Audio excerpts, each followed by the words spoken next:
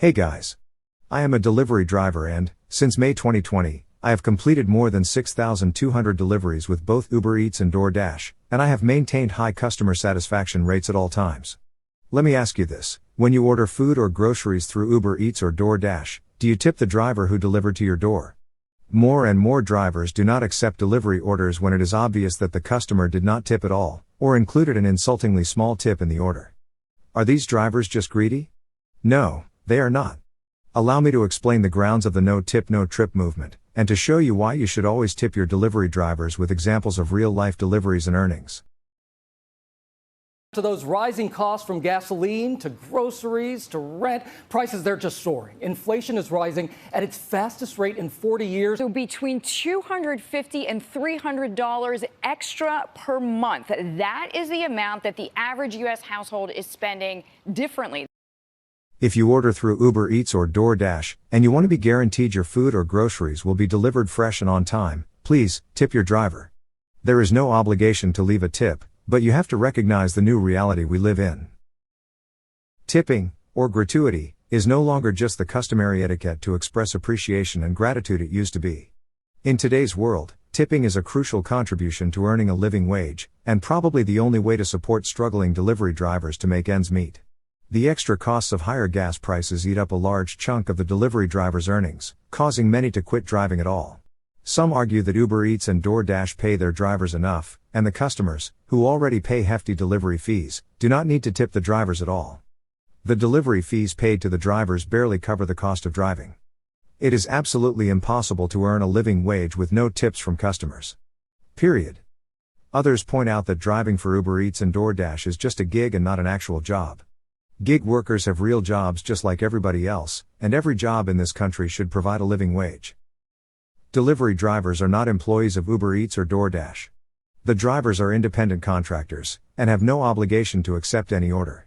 The drivers operate their own cars, and pay from their own pockets the high gas prices and the costs for maintenance, insurance, car payments, and wear and tear of the vehicle.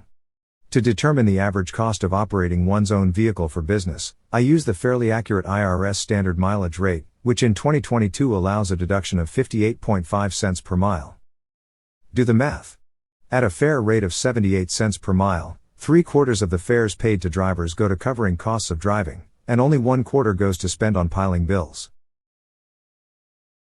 Let's take a closer look at this Uber Eats order.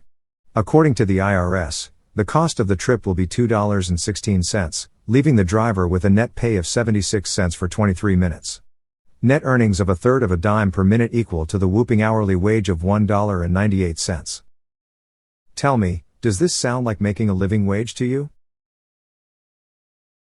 Now, using the same math, let's analyze a random DoorDash delivery order. In this instance, the dasher must travel 3.6 miles to deliver a pizza and to earn the base DoorDash fare of $2.50. This delivery will take no less than 15 minutes to complete. The customer did not include a tip, so $2.50 is all the dasher will end up with. So, after deducting the cost of driving, the dasher will earn 40 cents for 15 minutes, equal to an hourly wage of $1.60. Does the no tip, no trip movement make sense to you now? Do you still have doubts and think it can't possibly be as bad as I describe it? The fact is, it can actually be worse. Let's look at this Uber Eats stacked order. Should a rookie driver choose to accept this delivery, he or she will have to drive over 13 miles and spend an estimated 38 minutes to drop off deliveries to 2 different addresses.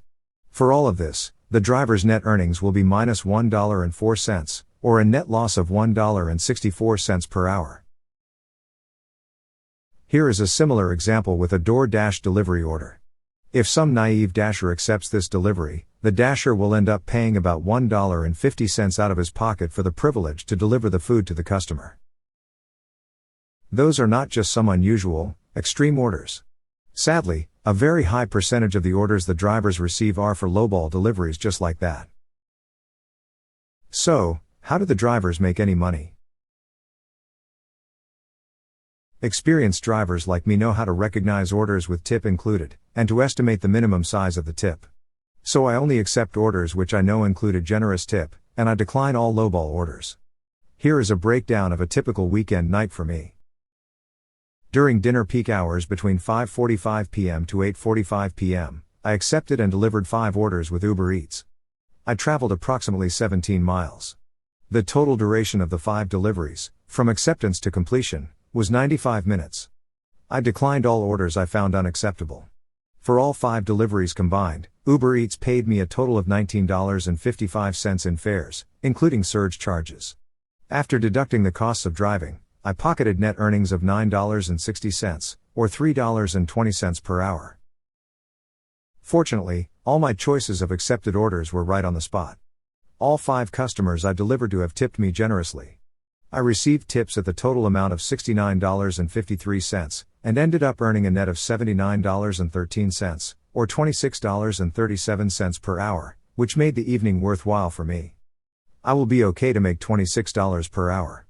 After all, I knew from the outset that delivering food is a low-paying job, but with some help from generous customers, it can pay the bills. I am extremely grateful to all customers who tip me and never miss to thank them, but I don't make that much as a driver. I work 10 hours a day, and, like many other drivers, I often spend hours just staying in my car rejecting insultingly lowball orders or mindlessly driving around restaurant locations looking for decent deliveries. It can be very frustrating, sometimes depressing.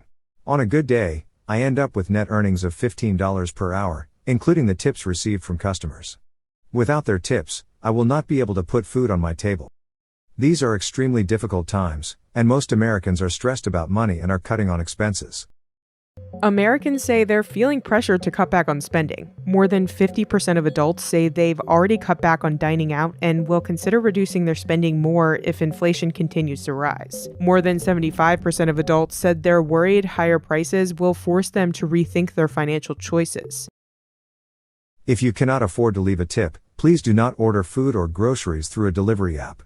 Instead, just go out and pick up the purchase yourself, no harm done.